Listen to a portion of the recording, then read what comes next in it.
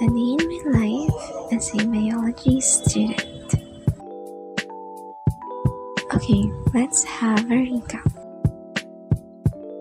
Let's start first with angular movements. First, we have the flexion and extension. Flexion is a movement that causes the angle between two bones of a joint to decrease. Examples of flexion include bending your elbow joint and leg. When you bend your elbow, you are moving your forearm toward your upper arm, decreasing the angle at the joint. Similarly, when you bend your knee, the angle between the thigh and the shin decreases by bringing the heel closer to the glute. Extension, in contrast, is a movement that causes the angle between two bones of the joint to increase. Straightening the arm and lower leg from flexion are called elbow extension and knee extension, respectively. Both flexion and extension occur in the anterior-posterior plane. Remember that.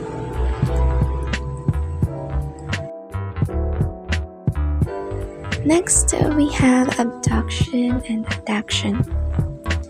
Abduction is a movement of a limb or other part away from the midline or the longitudinal axis of the body in the frontal plane. Raising your arms to the sides and spreading your fingers apart are examples of abduction. Adduction, on the other hand, is the movement of a limb or other part toward the midline of the body. Basically, it can be stated that moving back the part of the body from abduction to its original position is adduction. So, putting the raised arm back on the side of the body and closing the gap of the fingers are examples of adduction. Third, we have circumduction. It is the movement of the limb, hand, or fingers in a circular pattern using the sequential combination of flexion, adduction, extension, and abduction motions. Examples of circumduction are the circumduction of shoulder and neck. Okay, let's move on to rotational movements. Rotation involves the movement or the rotation of the head and limb with reference to the longitudinal axis. Let's say, for example, the head rotation and the vertebral rotation. Next, we have the medial rotation and lateral rotation. Medial rotation is the rotation of a body part towards the longitudinal axis of the body, while lateral rotation refers to the rotation of a body part away from it. Okay, so raise your arm with the palm facing upwards. The inward rotation of your arm is a medial rotation.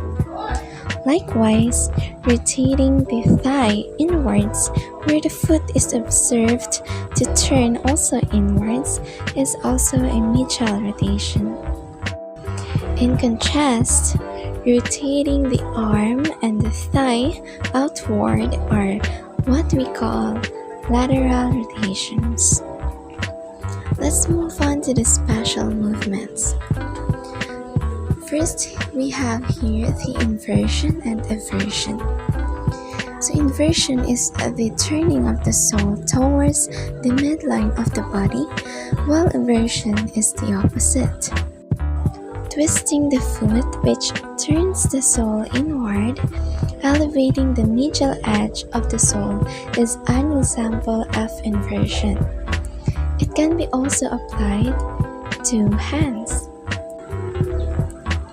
Okay, so raise your hand with the palm facing downwards.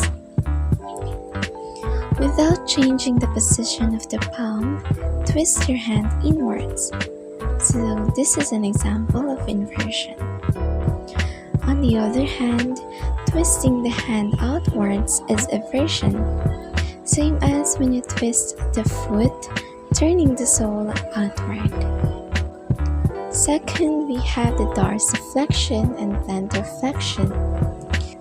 Dorsiflexion is the backward bending and contracting of the foot or hand, where the toes move closer to the shin or the hand bends backward. This movement decreases the angle between the foot and the lower leg and the hand and forearm, and is essential for activities like walking, running, and deep squatting. This includes flexing the ankle, which elevates the sole as when you dig in your heel, and of course the backward bending of the wrist, causing the fingers to move toward the upper side of the forearm. Extending the ankle and elevating the heel, like when you stand on tiptoe, and forward bending of the wrist, causing the fingers to move toward the lower side of the forearm, are examples of plantar flexion. Next, we have the opposition and reposition. Opposition is when the thumb's movement touches the tip of one of the other fingers. The thumb moves across the palm to meet the fingers, forming a shape like the letter O. Moreover, opposition can also be observed when the thumb touches the palm of the hand. It is a combination of flexion and adduction of the thumb at the first carpometacarpal joint. Reposition is the movement that returns the thumb to its starting position next to the index finger. The thumb moves away from the other fingers, like when you release a grip on an object. Similar when the thumb moves away from the palm. So basically, it is the reverse of the opposition movement. Next is retraction and retraction. Retraction and retraction are anatomical movements describing the forward and backward motion of a body part, most commonly the scapula and mandible.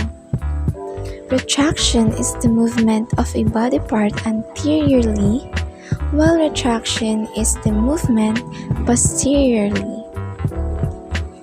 Examples of retraction include movement of shoulder anteriorly, causing the back to bend, as well as the movement of the face anteriorly.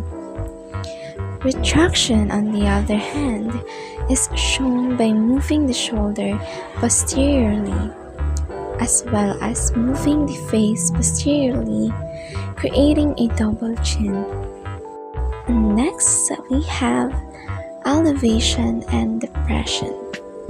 Elevation is the upward movement of a body part, while depression is the downward movement. These terms commonly describe the movement of the scapula and the mandible. Shrugging the shoulders up towards the ears is elevation. Similarly, closing the mouth, like after eating, is also elevation. Meanwhile, pulling the shoulders down and opening the mouth are examples of depression. And now we are down to the last, the lateral flexion. It can be simply defined as the bending of the body, mainly the part of the spine to the sides. Bending the trunk and neck are examples of this movement.